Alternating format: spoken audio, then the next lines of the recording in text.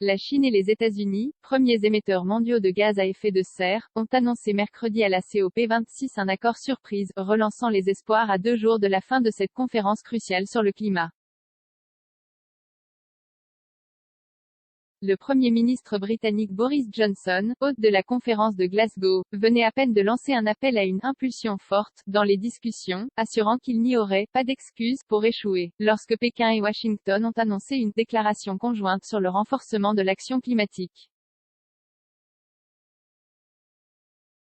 Pas de détails précis. Les deux principales puissances mondiales, dont la rivalité avait semblé ces derniers mois déborder sur le terrain de la diplomatie climatique, s'y engagent à faire plus pour lutter contre le réchauffement, dont les conséquences se font de plus en plus sentir à travers le monde. Sécheresses, inondations, méga-feux, avec leur cortège grandissant de victimes et de dégâts.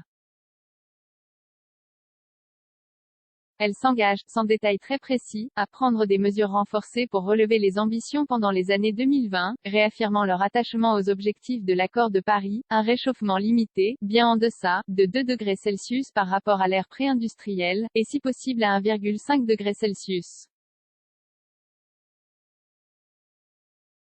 Or le monde se trouve toujours selon l'ONU sur une trajectoire catastrophique de réchauffement de 2,7 degrés Celsius, et la COP26 est jugée cruciale pour remettre la lutte climatique sur les rails.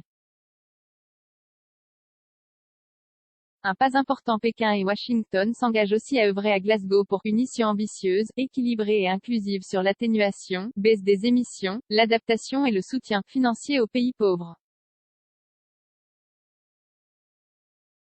Un accord salué comme « un pas important dans la bonne direction » par le secrétaire général de l'ONU Antonio Guterres.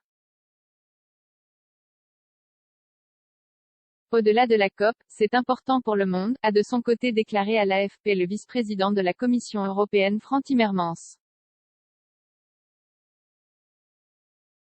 Au mercredi, après 10 jours de discussion, la présidence britannique de la COP avait diffusé un premier projet de déclaration finale appelant à renforcer et accélérer le rythme des engagements climatiques de tous les pays pour tenir les objectifs de l'accord de Paris. Ce texte a provoqué des réactions mitigées, notamment des pays pauvres, qui insistent pour que les plus riches tiennent leurs promesses d'aide. Les dernières estimations sont alarmantes. Le projet, qui fera encore l'objet de négociations et peut changer d'ici la fin de la COP, conférence des parties à la Convention de l'ONU sur le climat, prévue vendredi mais qui peut se prolonger, appelle les pays à réviser et renforcer, dès 2022 les contributions nationales NDC, qui fixent leurs engagements à court terme. L'accord de Paris de 2015 fixe leur révision à tous les 5 ans, mais de nombreux pays demandaient qu'elle le soit plus fréquemment. Il s'agit, selon le texte, de rendre ces engagements compatibles avec les objectifs de réchauffement de l'accord de Paris, c'est-à-dire, bien en deçà, de plus 2 degrés Celsius par rapport à l'ère pré-industrielle, si possible plus 1,5 degré Celsius. Car les dernières estimations de l'ONU sont alarmantes avec un monde toujours sur la trajectoire d'un réchauffement catastrophique, de plus 2,7 degrés Celsius d'ici la fin du siècle. Loin des objectifs, le projet encourage également les pays à accélérer la sortie du charbon et des financements des énergies fossiles. Une telle mention explicite des énergies fossiles, responsables de la plupart des émissions, est inédite, et ne figure notamment pas dans l'accord de Paris. Mais elle promet d'être âprement disputée jusqu'à la conclusion du texte final, notamment par les pays producteurs. Sur le dossier brûlant du financement, le texte relève avec regret l'échec des pays développés à tenir leur promesse de mobiliser à partir de 2020 quelques 100 milliards de dollars par an d'aide climatique aux pays pauvres. Souvent les moins pollueurs, ils sont aussi les plus exposés aux ravages du changement climatique, comme l'a rappelé le ministre des Affaires étrangères de l'archipel des Tuvalu, lançant aux délégués de la COP « Nous sommes en train de couler » dans une vidéo filmée debout jusqu'à mi-cuisse dans l'océan. Première impression mitigée. Le texte n'avance aucune solution concrète sur le financement, mais appelle au renforcement des mesures d'adaptation aux effets du changement climatique.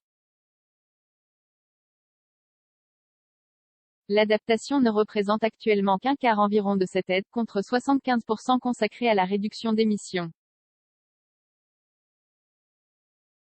Les pays pauvres revendiquent au minimum la parité. Concernant l'autre question très controversée des pertes et dommages déjà subis par les pays les plus exposés, le texte reconnaît le problème et son urgence.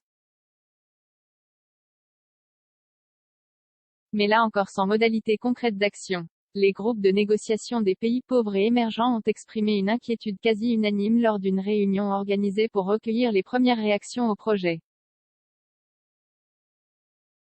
Côté science, Yuri Rogeli, membre du groupe des experts ONU sur le climat, a salué des progrès, mais relevé que les engagements étaient pour l'heure loin des objectifs de l'accord de Paris. Zéro commentaire, zéro partage, partagé sur Messenger, partagé sur Facebook, partagé sur Twitter, partagé sur Flipboard, partagé sur Pinterest, partagé sur LinkedIn, envoyé par mail, sauvegarder une faute, imprimé.